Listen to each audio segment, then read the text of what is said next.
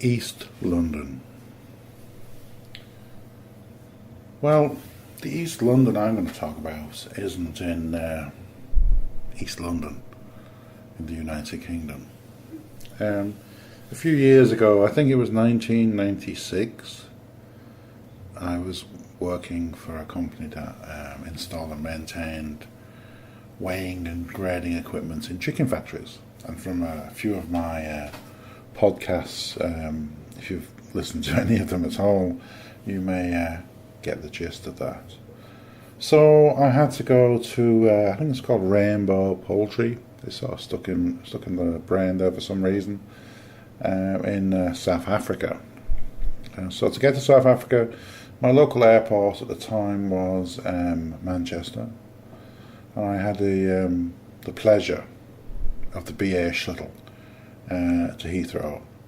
And I just want to stop for a moment and discuss a little bit about just how amazing British Airways are.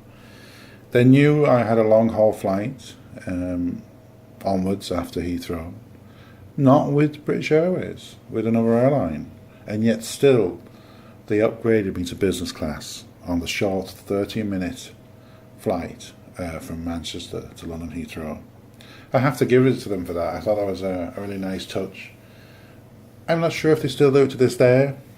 I'm sure if anybody's listening out there who has experience with that, that's fine. But yeah, so I checked my baggage in Manchester, and I didn't see it again until I got to East London in South Africa.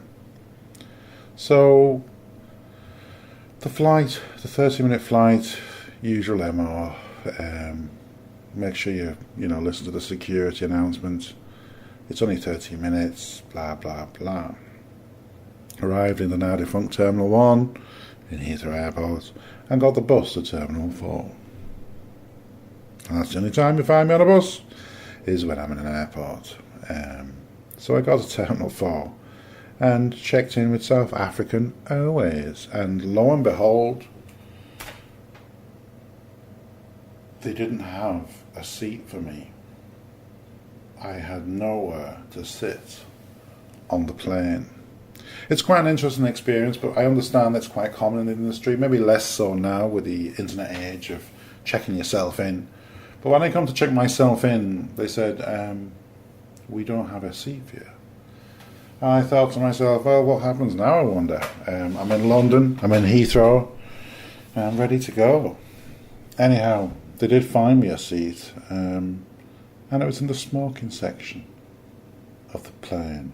It was a 747, and thinking back from, as memory serves me well, and it doesn't normally, I think it was a 747-200 series, not the best of the 747s, if I'm honest. But anyway, I was given a seat in the smoking section.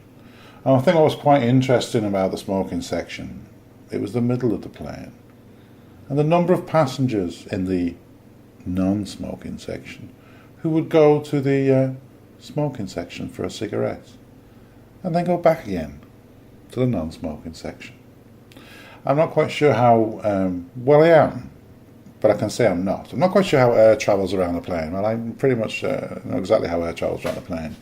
But to have a smoking section in the middle of the plane does sound pretty crazy.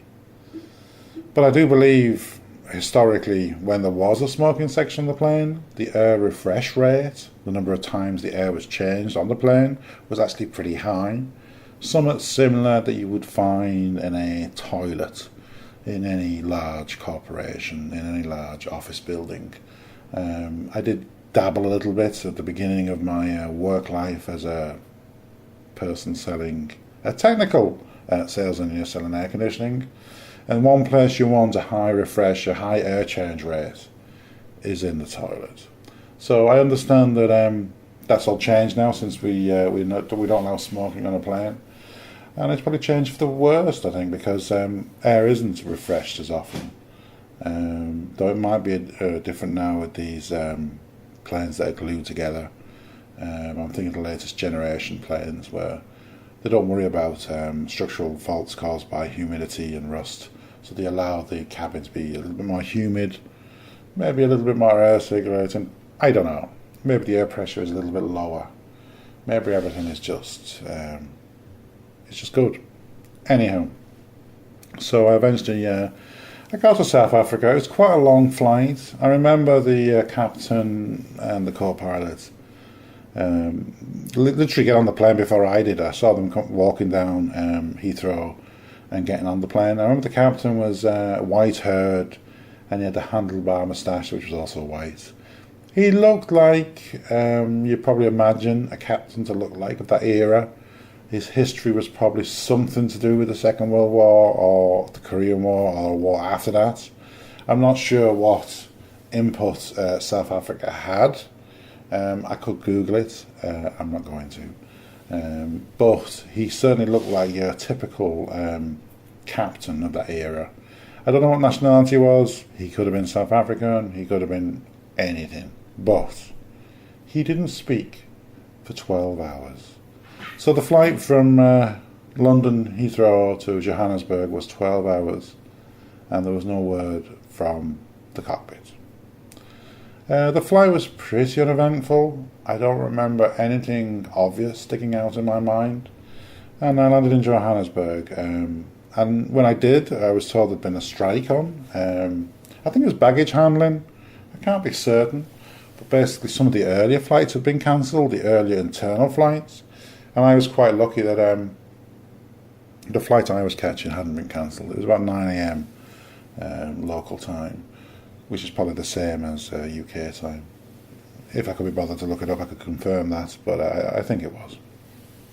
So I got a flight from Johannesburg to East London. East London is a place, and it's in South Africa. It's about 2 hours of a flight, and I know probably the last 30 minutes was extremely violent as flights go. It was pretty much the bone shaker, it was the stomach churner, and every possible thing you can imagine that you fear of when you're in a plane. There was no danger. There was never any chance that we would die that day. I don't believe. It was just that, as I found out later on, there'd been an electrical storm over East London, and it left this maelstrom, this vortex of unstable air. And when you're a metal tube with little wings and you're trying to get to the ground, it can be pretty uncomfortable. But I'd been travelling for so long, I had that malaise of the plane could probably be upside down. I just wanted to get there and get off, So I know there was a little bit of screaming on the flight, mostly children. I think that's to be expected, though. Children do have a tendency to scream on planes anyway, especially babies. The odd adults, I think, scream, as well. I think in a moment of crisis, it's a good stress relief to scream.